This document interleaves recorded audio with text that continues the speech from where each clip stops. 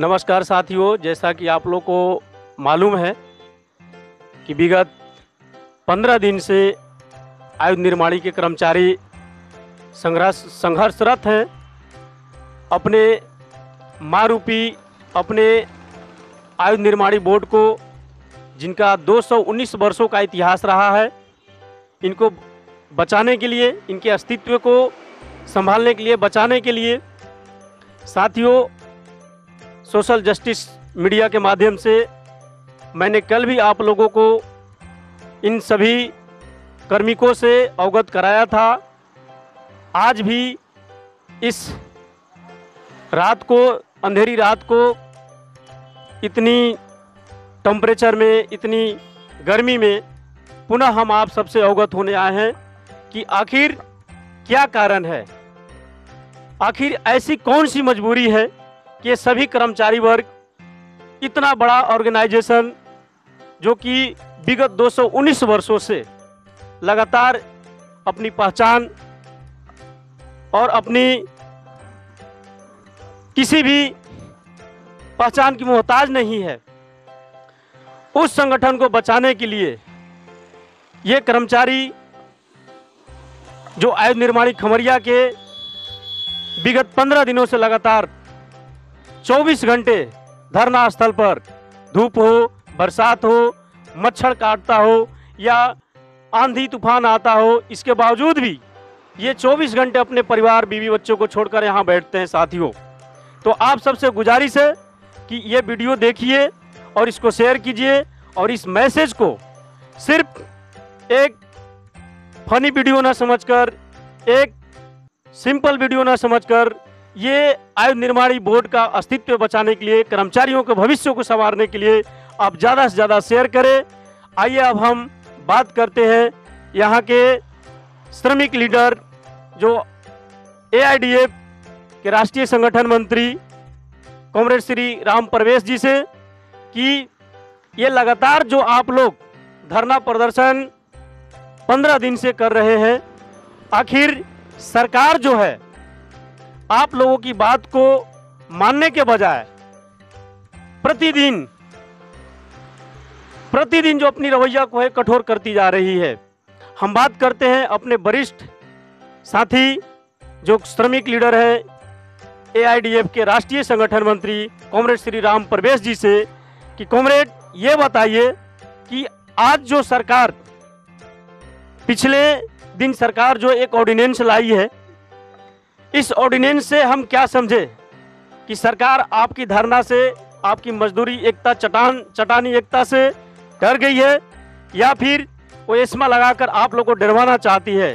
Comrade Ram Parvesh जी, ये जो सरकार ने फैसला लिया एस्मा के लिए, पहले ये इसमें डिफेंस के कर्मचारी उससे में सम्मिलित नहीं थे, उससे प्रभावित नहीं थे, लेकिन स्वाभाविक है जब निगमीकरण का फैसला सरकार ने लिया और इससे जो कल कारखानों का जो भविष्य दिख रहा है, नौजवानों को उनके अपने परिवार, अपनी नौकरी के प्रति आशंकित हैं, और हमने एक पहल किया ये धरने के माध्यम से लोगों को जगाने का कि आने वाले समय में फेडरेशनों द्वारा जो भी हड़ताल की जाए उसको 100% हम सफल कर सकें और सरकार को चुनौती दे सकें कि आप गलत कर रहे हैं।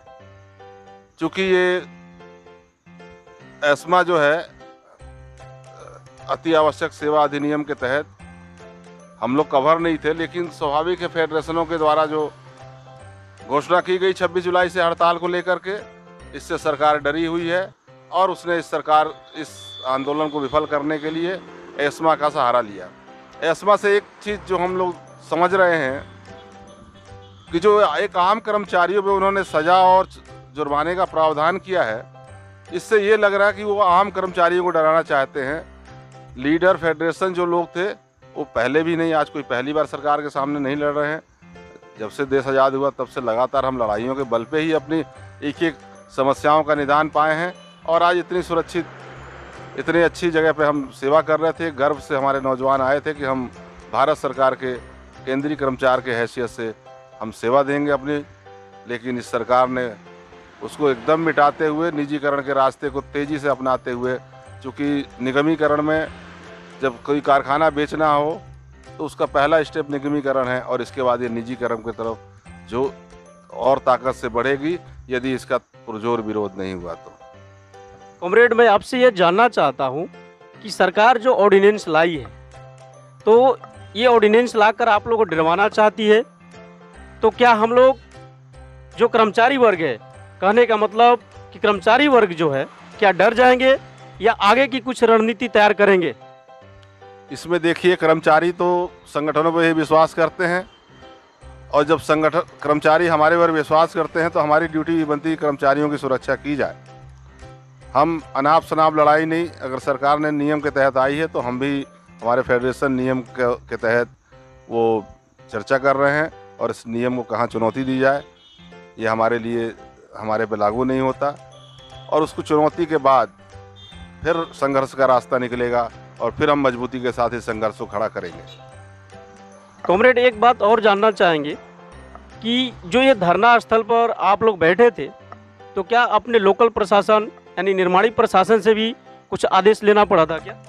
निर्माणी प्रशासन ने हमको डे टू डे प्रतिदिन द्वार सभाएं करने का परमिशन दिया था, और चूंकि सच्चाई ये है कि धरने के लिए कोई अनुमति नहीं देता है, कोई भी सरकार प्रशासन जो है धरने के लिए अनुमति नहीं देता, लेकिन चूंकि ये धरना हमारा एक संवैधानिक अधिकार है विरोध करने का, ये हम तय करते हैं अपने संगठन में, अपनी कार्यकारिणी में, अपने साथियों के साथ, और इसको हम अंजाम के लिए एक सूचना देते हैं प्रशासन को और स्थानीय प्रशासन को, खमरिया प्रशासन को, और हम लोग उस धरने का अंजाम देते हैं, और फिर धरने पे हम लोग बैठ जाते हैं। इसके लिए कोई भी प्रशासनिक अधिकारी या कोई अनुमति नहीं देता। कॉमरेड, आप बहुत वरिष्ठ लीडर हैं, श्रमिक नेता हैं, अनुभवी हैं, और यहाँ के एक बड़ा यूनियन तबका जो मजदूर आपके ऊपर विश्वास करती है, तो आपका आगे के जो रणनीति है, जैसे कल के बारे में क्या है, जरा उसके बारे में बताएं।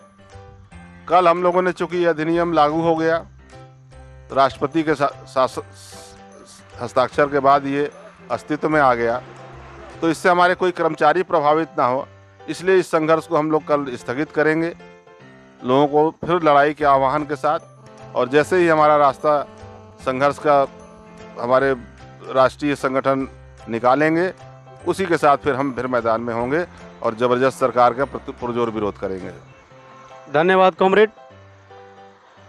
साथियों,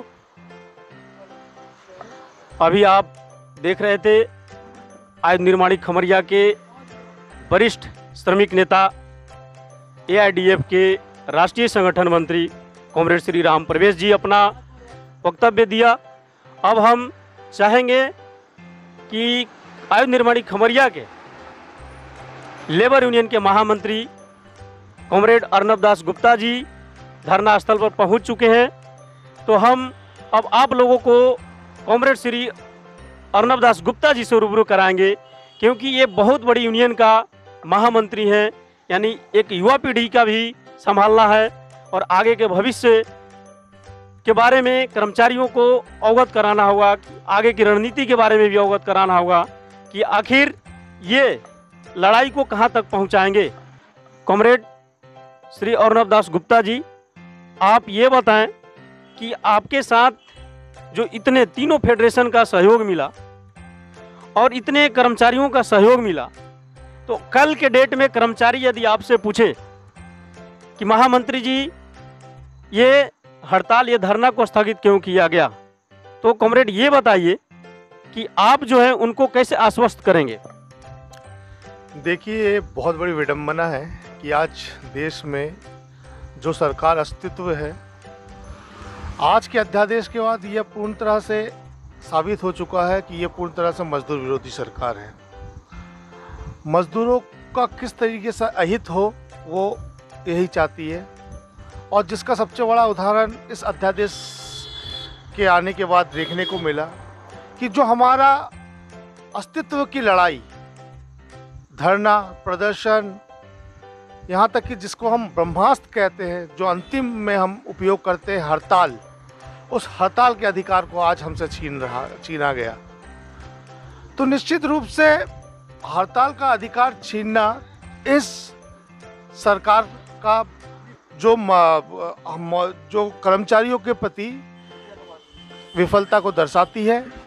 जहाँ तक बात रही आयुध निर्माणी खमरिया के कर्मचारियों को समझाने की, इसमें समझाने जैसी कोई बात नहीं है। हम लोग एक ट्रेड यूनियन करते हैं और ट्रेड यूनियन के माध्यम से हम हमेशा चाहते हैं कि हमारे जो अधीन कर्मचारी जो हमारे यूनियन में काम करते हैं, हमारे कार्यकर्ता है, तीनों फेडरेशन ही यहाँ पर तीनों फेडरेशन से ही संबंधित यूनियन है, तो सभी चाहेंगे कि हमारे कर्मचारी साथियों का किसी भी प्रकार से कोई नुकसान ना हो। लेकिन जिस तरीके से सरकार की मंशा है उसे साफ जाहिर है कि ये बड़े पैमाने में विक्टिमाइजेशन करने जा रही है। अगर हम हड़ताल में जाते हैं बिना कानूनी सलाह के तो निश्चित तौर पर आज देश के किसानों की स्थिति आप देख रहे हैं, निश्चित तौर पर हमारी भी स्थिति यही होने वाली है। हम नहीं चाहते कि हमारे कर्मचारी जेल जाए। अगर आवश्यकता पड़ेगी, हम ये भी नहीं कह रहे कि हम आंदोलन नहीं करेंगे या आगे कुछ रूपरेखा तैयार नहीं करेंगे। अगर आवश्यकता पड़ेगी, अगर जेल जाने की ही आवश्यकता पड़ेगी तो सर्वप्रथम हम लोग जो लीडरशिप है वो जाएंगे, लेकिन हम लोग कर्मचारियों का अहित नहीं करेंगे। यही सोचते हुए तीनों फेडरेशन ने ये फैसला लिया है और आने वाले समय में जिस तरीके से फेडरेशन अपना प्रोग्राम हमको देगी उसी पर जाकर हम कार्य करेंगे। कॉमरेड, एक बात और है कि जिस प्रकार से एनजीओ, एसोसिएशंस, तमाम जो लॉबी काम करती है आईओएफएस की, क्या उन सब का सहयोग आप लोग को प्राप्त हुआ? देखिए, 27 तारीख को जो फेडरेशनों की मीटिंग हुई उसमें तीनों जो मान्यता प्राप्त संगठनें हैं, महासंगठन जो हैं वो तो थी, इसके अलावा 2 और संगठनों ने भी इसमें पार्टिसिपेट किया था और जो एसोसिएशन की संगठन है उस सिड्रा, उन्होंने भी इसमें पार्टिसिपेट किया था। और एक मतेन, चूँकि महासंघों का तो हड़ताल में जाने के लिए उसको उनके पास प्रावधान है, वो हड़ताल में जा सकते हैं, लेकिन एसोसिएशन हड़ताल के लिए ना नोटिस दे सकता है ना हड़ताल में जा सकता है, उनका प्रावधान अलग है। लेकिन उन्होंने हमको पूरी तरह से उन्होंने कहा था कि आप हड़ताल में जाइए, हमारी पूरी सहमति है और जिस तरीके से मदद चाहिए, चूँकि ये आपका आयुध निर्माणी बचाने का संघर्ष है, तो निश्चित रूप से इस आंदोलन में हम आपके साथ शामिल हैं। कॉमरेड, ये बड़ा यूनियन होने के नाते आपके कंधे पर जिम्मेदारी भी बहुत ज़्यादा है, एक युवा है और एक बड़ी यूनियन के महामंत्री भी है, तो जो कल का रणनीति है तो उसका क्या पुरजोर तरीके से आप लोग तैयारी किए हैं और क्या आप सरकार को मैसेज देना चाहते हैं कि हम हार गए या आपको हम हराएंगे? 220 साल का इतिहास आयुध निर्माणियों का रहा है और मैं आज बहुत गर्व के साथ कहता हूं कि हमारे पास जो इंफ्रास्ट्रक्चर है, हमारे पास जो स्किल है, अनुभव है, शायद ही किसी देश के पास इतना अनुभव हो, स्किल हो। और चंद अध्यादेश जारी करने से हमारा ये आयुध निर्माणी मिट जाएगा? हमारे जो आयुध निर्माणी में कर्मचारी अभी कार्यरत हैं, अगर आप पूरे देश की बात करें तो 45,000 से अधिक ऐसे कर्मचारी हैं जो एनपीएस के दायरे में आते हैं और उनको लंबी सर्विस, मतलब 25 से 30 साल की सर्विस करनी है। उनका भविष्य क्या होगा? तो हम सरकार को केवल यही संदेश देना चाहते हैं कि हम शांत नहीं बैठेंगे, चाहे जिस तरीके से भी हो। आप संघर्ष, हमारा जो संघर्ष है वो तो जारी रहेगा ही, लेकिन अगर उसमें कोई कानूनी अड़चन आ रही है तो फेडरेशन ने हमको पूर्ण तरीके से आश्वस्त किया है कि हम उसके विषय पर लड़ रहे हैं। आप लोग अपना जो लड़ाई है उसको कम नहीं करना है, उसको बनाए रखना है। और मुझे पूरा भरोसा है अपने फेडरेशन पर, अपने कर्मचारी साथियों पर कि ये जो मनमानी केंद्र सरकार कर रही है, आज हिटलर की तरह शासन जो चला रही है, इसके खिलाफ हम पुरजोर आवाज़ उठाएंगे और आने वाले दिनों में इस सरकार को झुकना ही पड़ेगा। कॉमरेड, एक बात तो तय हो गया कि आप लोगों की चटानी एकता के कारण ये सरकार को आनन फानन में ऑर्डिनेंस को लाना पड़ा। ये एक तरीके से आप मजदूर एकता की जीत हुई है। तो कॉमरेड एक चीज़ और बताइए कि जिस प्रकार से आपकी ये मजदूरों की एकता का जीत हुआ है, आप लोग विभिन्न विचारधारा से हैं, विभिन्न झंडे से हैं, आगे की रणनीति में आप लोग कैसे एकता दिखाएं? देखिए, यह बात तो साबित हो चुका है। केवल हड़ताल नोटिस देने फेडरेशनों ने रक्षा मंत्री को और आयुध निर्माणी बोर्ड को केवल हड़ताल का नोटिस ही दिया। नोटिस देने के बाद एकाएक सरकार में बवाल समझ गया और एक ही दिन में अध्यादेश जारी करना, तो इससे तो साफ जाहिर होता है कि सरकार पूर्ण तरीके से डर चुकी है हमारी एकता को देखते हुए। और रही बात अभी फेडरेशन की, यूनियन की, तो मैं बहुत as a general secretary labour union और खमरिया का एक सामान्य कर्मचारी होने के नाते आपको ये बतलाना चाहता हूँ कि अभी हम कोई फेडरेशन नहीं है, कोई यूनियन नहीं है, अभी हम केवल मजदूर हैं। और मजदूर पहले अपने पेट के लिए लड़ता है, अपने हक के लिए लड़ता है। जो हमारी यूनियनबाजी है वो हम बाद में कर लेंगे। अगर हमारा संगठन जिंदा रहा, अगर हम अपने संगठन को बचा पाए, तो निश्चित है कि आने वाले समय में हम यूनियनबाजी कर पाएंगे। लेकिन अगर हमारा संगठन ही नहीं रहा तो काहे का यूनियनबाजी और काहे का फेडरेशन। तो अभी हमारा कहना ये है कि हम सब मजदूर एक भाई की तरह है। हम पहले अपने हक के लिए लड़ाएंगे, बाद में अगर जब हमारी जीत होती है तो विचारधारा सबके अलग अलग होते हैं, वो अपने अपने विचारधारा से काम करेंगे।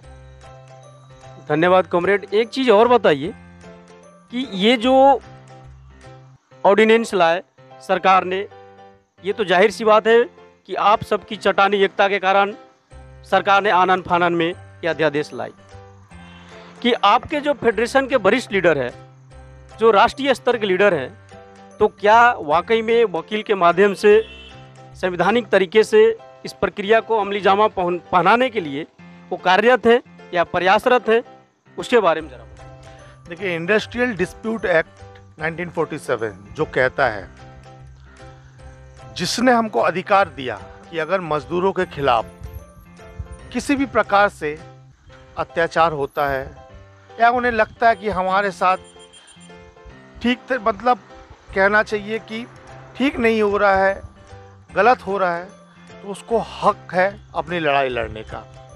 लेकिन ये जो अध्यादेश आया है आनन फानन में जो सरकार ने अध्यादेश लाया, इससे जाहिर है कि वो मजदूरों को की जो एकता है उससे डर चुकी है और उनको आंदोलन के रास्ते नहीं जाने देना चाहती।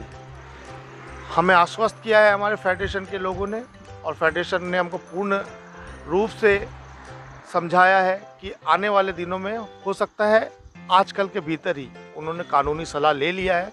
और कल जैसे ही हमको खबर मिली थी कि दिल्ली हाई कोर्ट में पहला पिटीशन डाल दिया जाएगा और फेडरेशन के ऊपर हमें भरोसा है। पिटीशन डालने के बाद हमको भारत के संविधान और माननीय न्यायालय पर भी पूरा भरोसा है कि हमारे द्वारा अगर पिटीशन डाला गया है, अगर उसमें सच्चाई है, तो निश्चित रूप से जीत हमारी ही होगी। धन्यवाद कॉमरेड। तो साथियों, ये महामंत्री लेबर यूनियन के कॉमरेड श्री अर्नब दास गुप्ता जी का कहना है कि हम जो भी लड़ाई लड़ेंगे वो संवैधानिक तरीके से लड़ेंगे और इनको पूर्ण रूप से विश्वास है अपने वरिष्ठ लीडरानों पर कि वो संवैधानिक तरीके से वरिष्ठ वकील के माध्यम से इस केस को जीतेंगे और एक न एक दिन पुनः पुरजोर तरीके से सरकार का विरोध करेंगे। तो कॉमरेड धन्यवाद। आप लोगों को भी बहुत बहुत धन्यवाद। और मेरा निवेदन है आप लोगों से और इस चैनल को जो भी देख रहा है कि देखिए, ये खबर सरकार तक पहुंचाने बहुत आवश्यक है, क्योंकि सरकार को ऐसा लग रहा है कि आज हर वर्ग खुश है। केवल सोशल मीडिया में देखने से ही नहीं होता, वास्तविकता भी उनको देखना होता है। आज वास्तविकता यह है कि देश का हर वर्ग, चाहे वो मजदूर वर्ग हो, व्यापारी वर्ग हो, किसान वर्ग हो या रोज कमाने खाने वाले, आज सरकार की नीतियों से कोई भी खुश नहीं है। महंगाई चरम सीमा पर है। सरकार अभी भी चाहे तो इसमें कंट्रोल कर सकती है। मेरा इस चैनल को देखने वाले सभी दर्शकों से विनम्र निवेदन है कि इस जो वीडियो को अधिक से अधिक शेयर करें, ताकि हमारा संदेश ही केवल नहीं, हमारा उद्देश्य सरकार तक पहुंचे और सरकार को उचित मार्गदर्शन मिले और इस तरीके से जो कृत्य सरकार कर रही है उसमें विराम लगाए। धन्यवाद। धन्यवाद कॉमरेड। तो साथियों, अभी सुन रहे थे लेबर यूनियन के महामंत्री श्री अर्नब दास गुप्ता जी को। अभी ये धरना स्थल पर सुरक्षा कर्मचारी यूनियन के अध्यक्ष कॉमरेड श्री अमित चौबे जी अभी उपस्थित हुए हैं। हम चाहेंगे कि चौबे जी आप ये बताएं कि आपकी यूनियन जो है या कह लीजिए संयुक्त संघर्ष समिति जो है, जिस प्रकार से आप लोगों ने चटानी एकता दिखाया, तो आप लोग जो हैं आगे चल करके किस प्रकार से मजदूरों के बीच में अपनी एकता को कायम रखें? निश्चित रूप से आपने जो बोला ये बहुत बढ़िया बोला। अभी हमारा कोई यूनियन नहीं है, अभी तो हम लोग निश्चित रूप से संघर्ष समिति में ही रह के काम कर रहे हैं। और रही बात ये कि जैसे लोगों को बताने के लिए खाली ज़रूरी नहीं है कि ये हमारा जो ऑर्डिनेंस आया है ये हमेशा के लिए आया है। ये सिर्फ कोविड को देखते हुए, जो कि अभी हमारा ये सत्र नहीं चलने की वजह से जो हमारे सांसद हैं अभी संसद भवन में नहीं बैठ पा रहे हैं, जिसके वजह से इन्होंने आनन फानन में ये लाया है। और ये बहुत लंबे समय तक नहीं रह पाएगा या बहुत लंबे समय तक कोविड नहीं रह पाएगा। और निश्चित रूप से हमारे सारे लोग जग चुके हैं पिछले 15 दिन से, बारिश हो, गर्मी हो, बरसात हो, सारी परिस्थितियों में हमारे सारे तीनों मान्यता प्राप्त फेडरेशनों से, यूनियनों से एक एक कार्मिक यहाँ बैठ रहे हैं। और बैठने के साथ साथ वो लोगों को जगा भी रहे हैं और काफ़ी लोग हमारे जग भी चुके हैं। और निश्चित रूप से हम लोग इससे पार पा पाएंगे, इस निगमीकरण से उबर पाएंगे। थोड़ा सा समय लगेगा, थोड़ा धैर्य का समय है अभी। जैसे कि दुबे जी ने भी आज काफ़ी कुछ बोला था, अपने भाषण में भी बोला था कि ये समय ऐसा है कि अभी हम लोगों को एक कदम थोड़ा सा पीछे आना होगा, क्योंकि इन्होंने ऑर्डिनेंस लाया है तो उसके खिलाफ हम लोग डायरेक्ट तो कुछ नहीं कर सकते। जैसे अर्नब दास जी ने भी बताया कि दिल्ली हाई कोर्ट में हम लोग एक वहाँ पिटीशन दायर कर देंगे, तो वो तो निश्चित रूप से हो ही रहा है। और भी कल हम लोगों का एक संघर्ष संयुक्त समिति का एक बैठक है, साथ में और भी जो 2 और एसोसिएशन और भी हमारे जो ग्रुप के लोग हैं उन सारे लोगों के साथ एक साथ बैठा जाएगा। और उन लोगों का पूरा सहयोग मिला है और हमें अपेक्षा है कि आगे भी मिलेगा। और मिलने के बाद हम लोग जो है इस चीज़ को और गहराई से समझेंगे, ताकि हमारे लोगों को नुकसान भी ना हो सके और हमारा काम भी हो जाए, मतलब लाठी भी ना टूटे और सांप भी मर जाए, ऐसा करना है। क्योंकि ये आनन फानन में गवर्नमेंट यदि ऑर्डिनेंस लाया है तो निश्चित रूप से हम लोगों से डरा हुआ है। तो डरा हुआ है, अब ये है कि उन्होंने ऑर्डिनेंस लाया है तो उसका हम लोग सम्मान करते हुए कोई ना कोई अलग से और कोई रास्ता निकालेंगे, कल वो भी क्लियर हो जाएगा। तो अभी अमित चौबे जी जिस प्रकार से आप लोगों को बताया कि किसी भी मजदूर को डरने की आवश्यकता नहीं है, किसी भी कर्मचारी को डरने की आवश्यकता नहीं है, क्योंकि हम सब एक चटानी एकता और एक बैनर तले संयुक्त संघर्ष समिति देख रहे होंगे। जो पीछे बैनर लगा है, संयुक्त संघर्ष समिति का बैनर जो लगा है, इनके माध्यम से ये अपनी एकता दिखा करके ये सरकार के वर्तमान परिस्थिति को देखते हुए ये संवैधानिक तरीके से ये अपने आप को मजदूरों को सेफ करने के लिए एक वकील और संवैधानिक तरीके के माध्यम से ये इस कार्यक्रम को स्थगित किया गया है, न कि बल्कि बंद किया गया है। क्यों? बिल्कुल बिल्कुल, आप निश्चित रूप से सही समझ रहे हैं इस चीज़ को। ये बंद नहीं किया गया, ये कुछ समय के लिए समझिए कि स्थगित या टाल दिया गया है। बाकी ये निश्चित रूप से निगमीकरण के खिलाफ जो हमारे सारे लोग जगह हैं, इसके और बहुत से रास्ते हैं। खाली ये ज़रूरी नहीं है कि हमारे पास हड़ताल है, क्योंकि समय के साथ परिवर्तन होता है। पहले हम लोग हड़ताल कैसे करते थे और आज के समय में अभी हड़ताल के लिए ऑर्डिनेंस जो आया है, इसके अलावा भी और भी हो सकता है कुछ और भी लाएं ये, क्योंकि ये अपनी तरफ से पूरा प्रयास करेंगे कि हम लोग सफल ना हों। लेकिन हम लोगों को अपनी सफलता के लिए हर उस राह को चुनना है, चाहे उसमें जैसे कि अर्नब दास जी ने बोला, चाहे उसमें हम लोगों को जेल जाना हो, चाहे उसमें हम लोगों की नौकरियां न रहें, लेकिन हम लोग हर स्तर से प्रयास करेंगे। और प्रयास हम लोगों का ये भी रहेगा कि हमारे एक भी कर्मचारी का कोई नुकसान ना हो। धन्यवाद चौबे जी। साथियों, तो आज जिस प्रकार से अभी सुन रहे थे सुरक्षा कर्मचारी के वर्तमान अध्यक्ष, युवा अध्यक्ष श्री अमित चौबे जी से।